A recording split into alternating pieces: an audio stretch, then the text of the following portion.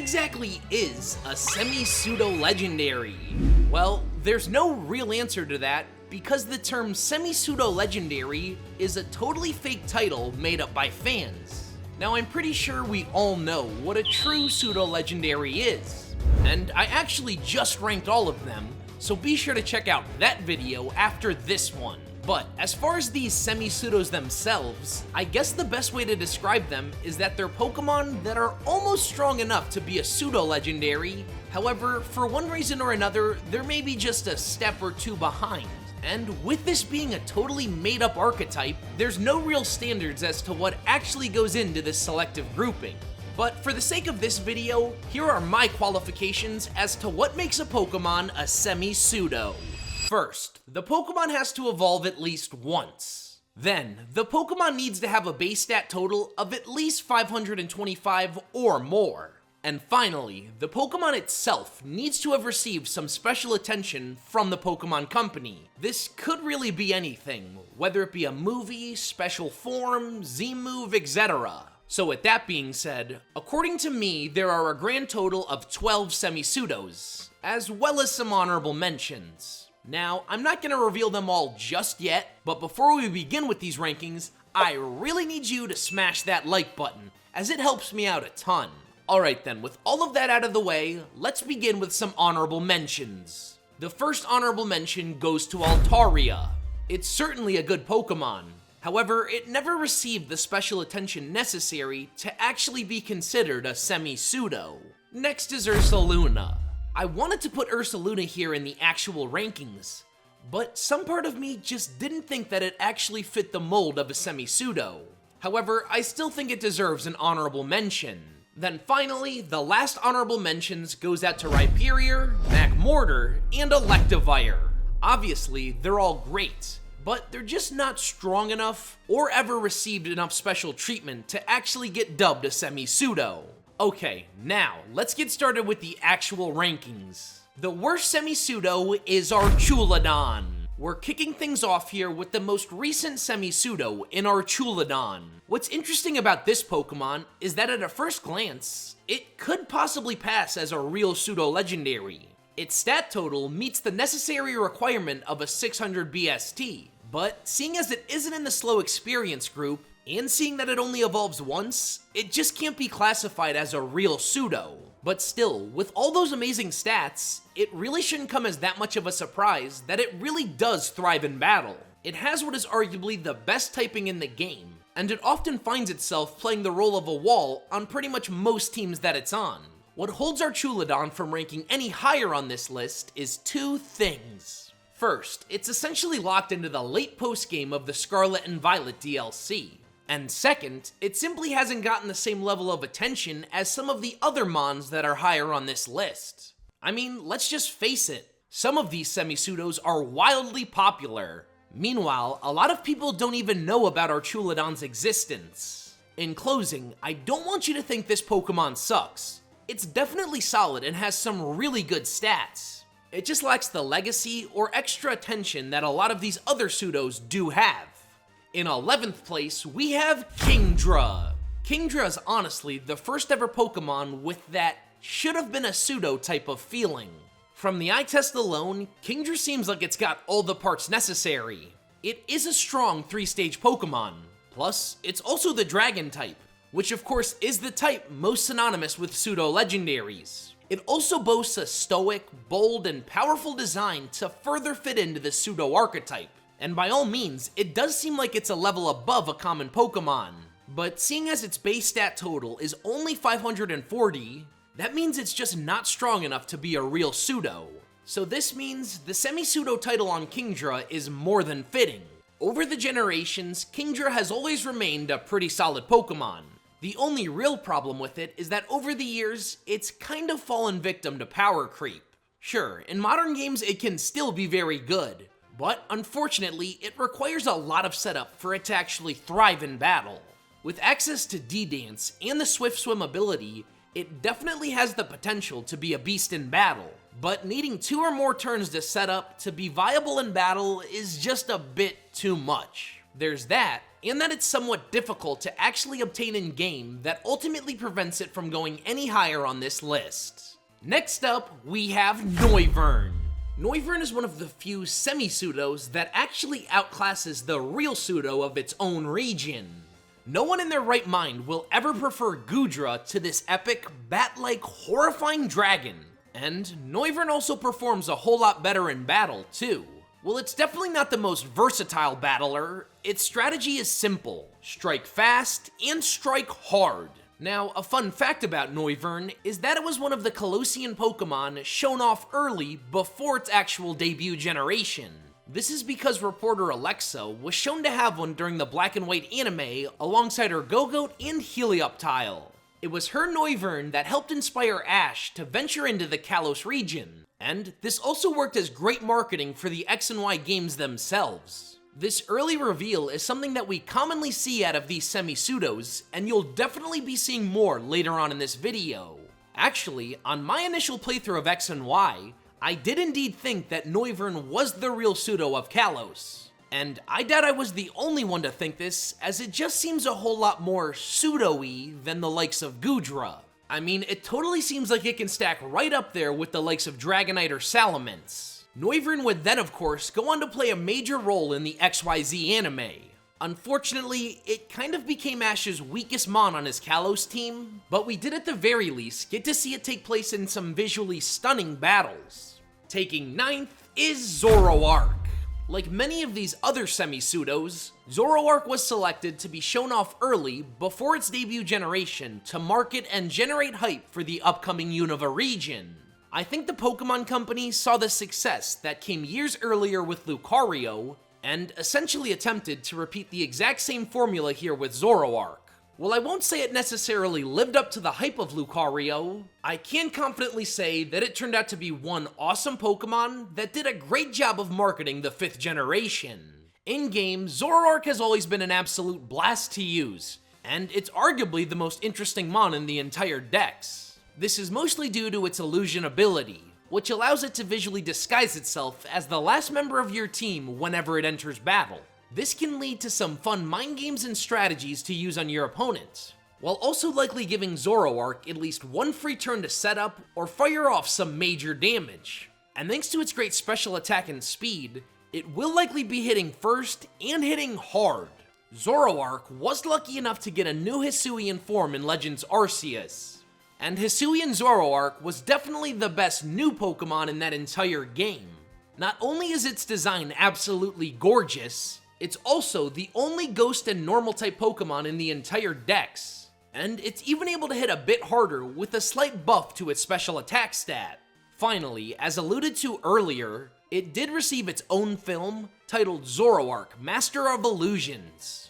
The movie itself was alright, but Zoroark was definitely the highlight. Seeing it use its illusion ability while squaring off with the legendary beasts really helped establish it as an all-around great Pokemon. Overall, Zoroark has played a very important role in the growth of the franchise, and I'd even argue that it might just be the most iconic Pokemon in the entire Unova region. Next up, we have Gholdengo. Gholdengo is definitely one of my favorite modern Pokemon introduced into the franchise. It has a very unique design, and it's always bursting with a fun personality. Now, Gholdengo holds the prestigious honor of being the 1000th Pokemon in the franchise, and this certainly seems like it was planned out by Game Freak due to its location in the Pokédex, seeing as it does come after the actual pseudo of the Paldea region. Of course, obtaining one is no easy task, as you'll need to get 999 Gimmighoul coins to evolve Gimmighoul into Gholdengo. But once it does evolve, Gholdengo becomes an absolute beast in battle. This is thanks in large part to its very unique battling style. With its exclusive ability, Good as Gold, it renders moves like Spore, Thunder Wave, or Toxic totally useless, as it is completely immune to all status moves, making it easily one of the most busted abilities in the game. That, along with its amazing type combination and solid stats, make it one of the strongest Pokemon both in-game and competitively. In 7th is Volcarona. Volcarona literally embodies what it means to be a semi-pseudo legendary, while its stats, and it being a two-stager, keep it out of true pseudo contention. Volcarona actually oftentimes gets mistaken for a real legendary. I think this is likely due to its power as well as its exclusivity. Back in Black and White, it was nearly impossible to actually obtain a Volcarona, and then in the sequels, it got a legendary-like overworld encounter that only occurred once per playthrough. Meanwhile in battle, Volcarona achieved the very difficult task of actually making the bug typing formidable and respected. This is because Volcarona is an absolute monster. If it can just avoid any rock types and set up one quiver dance, then the battle is pretty much over. Nothing is gonna want to take a special attack from this Mothra-based monster. And what's even more incredible is that Volcarona can stick around in battle with access to healing moves like Giga Drain. This, along with its incredible kaiju-esque design and its exclusivity, definitely make it one of the most powerful and most beloved semi-pseudos of all time. Earning 6th place is Aggron. Aggron's just another semi-pseudo that really seems like it could be a full-on pseudo-legendary. It is a 3-stager, it boasts a massive kaiju-esque design, and it's very difficult to raise and evolve, seeing as it falls into the slow experience group. Aggron also finds itself on a few notable trainers' teams, as both Iris and Steven Stone will use one in their champion battle. The only problem is that it comes up a bit short in the stats department, as it only has a base stat total of 530. But, I mean, just look at that physical defense. A massive 180 base is wild, meaning it can take physical blow after physical blow. Oddly enough, in recent years, Aggron has kind of worked as a counterpart to Tyranitar. These two have been mere version exclusives of one another in a few of the recent games, while also having version exclusive Mega Stones in Pokemon X and Pokemon Y. And speaking of Megas, Mega Aggron is great. It scraps the rock typing and adds the filter ability, while also getting a massive defense boost, ultimately making it one of the most formidable walls in Pokemon history. In closing on Aggron, I've always found it to be criminally underrated. It's a beast of a physical wall, and it perfectly fits the semi-pseudo archetype. Placing 5th is the epic Kingambit. I know I said Gholdengo was one of my favorite modern Pokemon, but Kingambit is my actual favorite modern Pokemon. Everything about it just exudes aura and swagger. It's stoic and calm. It's like Kingambit knows it's better than you, but it's not based on cockiness because it's earned. If you want to evolve your Bisharp into one, then you need to prove that it's the strongest around by taking down 3 other Bisharps that lead a Pawniard army. Now, that's definitely a ridiculous way to evolve a Pokemon, but it's bold and it's actually really awesome. It proves that if you want to be the king, then you've got to be the very best. Kingambit also has easily the coolest sounding ability with Supreme Overlord, which makes its moves stronger for the more allies that have fallen in battle, ultimately making it the ideal late game sweeper. I always have a blast using it this way, and its massive attack stat on top of its ability makes it an absolute menace in battle. Kingambit is just another semi-pseudo that I greatly prefer over the actual pseudo of its own region. And fittingly enough, Kingambit will almost always destroy a Baxcalibur thanks to its physical prowess and its typing advantage. Next up, we have Flygon. Let's face it guys, Flygon should have been a pseudo-legendary. When we compare it to Salamence, it pretty much does everything better. It boasts a much better looking design, it has a vastly superior typing, and almost everyone prefers Flygon to Salamence. The only thing that Salamence outclasses Flygon in is the stats department. But still, Flygon is awesome on its own. Whenever I play through a Hoenn game, I always prefer to use a Flygon over a Salamence. It's a lot more accessible, as you can get a Trapinch much earlier than you get a Bagon. And its secondary ground typing is just a whole lot better than Salamence's secondary flying type. Recently, Flygon has had a bit of a tough time keeping up with the modern power creep. But I do have a very strong feeling that a Mega Evolution is coming for Flygon. We all know that Artist Block prevented it from getting one in ORAS. But now, Game Freak has had well over a decade to right its previous wrongs. This would give a much needed power-up to the Pokemon that I believe to be arguably the face of this entire archetype. Coming in third is Arcanine. Now, if you didn't know, early on in the development of the Gen 1 games, Arcanine was actually planned to be a real legendary Pokemon. It's believed that it was going to be part of the legendary trio along with Articuno and Zapdos. But of course, it ultimately got swapped out for Moltres. But Arcanine still holds the title of legendary Pokemon, and there are still some various hints to the relative closeness it has to being a legendary. Of course, its design is both beastly and majestic enough to look the part, and in battle, it's quite formidable as well. It boasts a very solid and very balanced stat spread, and thanks to Intimidate and a diverse move pool, Arcanine can be run in a multitude of ways, and it's truly stood the test of time and weathered all forms of power creep. It's also received a lot of attention in other forms of Pokemedia as well. It is the signature Pokemon of Officer Jenny in the anime. It was also one of the hardest hitters on Gary Oak's team as well, and it even recently got a new Hisuian form in Legends Arceus. I actually used Hisuian Arcanine on my playthrough, and it ended up doing some really good work on my team. Finally, the biggest thing that Arcanine has going for it is that it's one of the few Pokemon that everybody likes.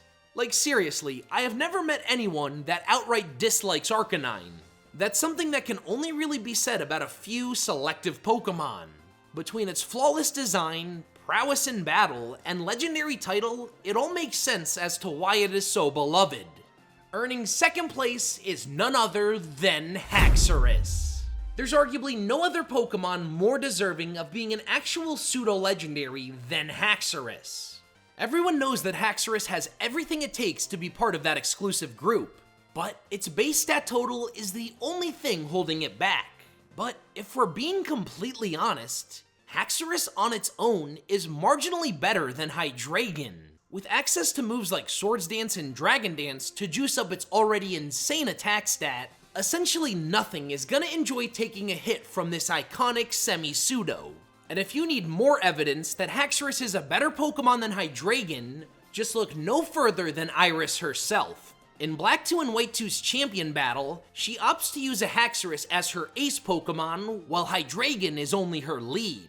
Of course, in that same vein, Axew, and by extension Haxorus, got to take center stage throughout the Black and White anime as it was Iris' signature Pokemon. And getting to see it fully grow into a powerful Haxorus on the same level of Cynthia's Garchomp was just the icing on the cake, further adding to the belief that it is the premier dragon of the Unova region. And it is without a doubt one of the greatest semi-pseudo legendaries in the entire franchise. But taking first place is obviously Lucario. In all honesty, Lucario stands head and shoulders above all other pseudos. There is a wide margin between Lucario and all other entries in today's video. It honestly transcends both the semi-pseudo and pseudo-legendary archetype, not just in battle, but as a Pokemon as a whole. You see, Lucario isn't just an icon within the Pokemon franchise, but in gaming and pop culture history itself. It has gone on to surpass any pseudo-legendary, as well as most true legendaries. And it stands amongst the best of the best Pokemon, right up there with Pikachu, Mewtwo, Charizard, and Greninja. Now, Lucario has been in 3 different Super Smash Bros. Games, which is a massive feat by itself. But Lucario also has its own movie. A really good movie, in fact, that basically depicted it to be a legendary Pokemon. And for a long while, many believed Lucario to be just that, a legendary. Similarly, Lucario has always been exceptionally strong in the Pokemon anime.